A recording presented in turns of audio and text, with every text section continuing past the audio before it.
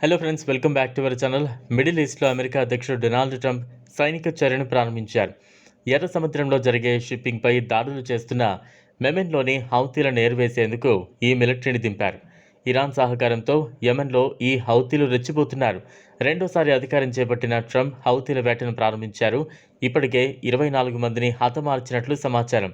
ఈ దాడులతో టెహ్రాన్పై ఆంక్షల ఒత్తిడిని పెంచాలనే ఉద్దేశంతో ట్రంప్ ఈ నిర్ణయం తీసుకున్నారు. అలాగే హౌతీలపై ఈ సైనిక చర్య మరికొన్ని వారాల పాటు కొనసాగే అవకాశం ఉన్నట్టు తెలుస్తోంది. షిప్పులపై దాడులు చేసి షిప్పింగ్ను అడ్డుకోవడానికి ప్రయత్నిస్తుంటారు. 1990ల చివరిలో యెమెన్కు ఉత్తరాన ఉన్న హౌతీ కుటుంబం ఒకప్పుడు యెమెన్ను పాలించిన షియా ఇస్లాంకు చెందిన జైదీ శాఖ కోసం ఒక మతపరమైన పునరుజ్జీవన ఉద్యమాన్ని ప్రారంభించింది. కానీ వారి ఉత్తర కేంద్ర ప్రాంతం పేదరికం కారణంగా వారి ఉద్యమం అణగదొక్కబడింది. రాజధాని సనాలో ప్రభుత్వంతో ఘర్షణ పెరిగే కొద్దీ వారు జాతీయ సైన్యంతో వరుస గెరిల్లా యుద్ధాలు, సున్నీ ముస్లిం సౌదీ అరేబియాతో క్లుప్తమైన సరిహద్దు వివాదంలో పాల్గొన్నారు. అబ్దుల్ మాలిక్ అల్ హౌతీ హౌతీల నాయకుడిగా ఉన్నాడు. హౌతీ ఉద్యమ నేతగా ఎదగడానికి ముందు అల్ హౌతీ ఒక భయంకరమైన వార్ కమాండర్గా ఖ్యాతిని సంపాదించాడు. దర్శకత్వంలో ఈ బృందం 10,000 మంది యోధులతో కూడిన సైన్యంగా ఎదిగింది.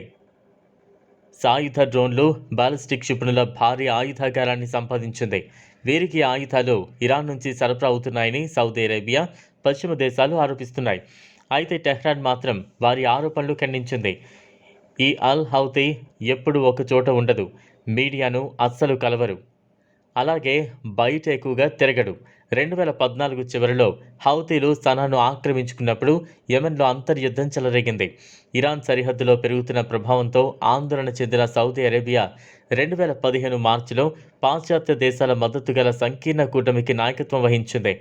హౌతీలు ఉత్తరాన పెద్ద నగరాల్లో నియంత్రణను ఏర్పరచుకున్నారు.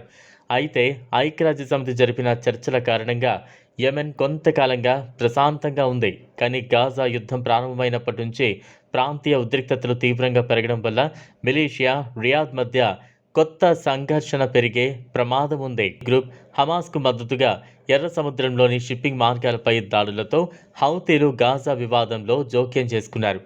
అడెన్ గల్ఫ్, అరేబియా సముద్రం, హిందూ మహాసముద్రం, మధ్యధరా సముద్రంలో ఇజ్రాయెల్తో సంబంధమున్న నౌకలపై దాడులు చేసినట్లు కూడా వారు పేర్కొన్నారు.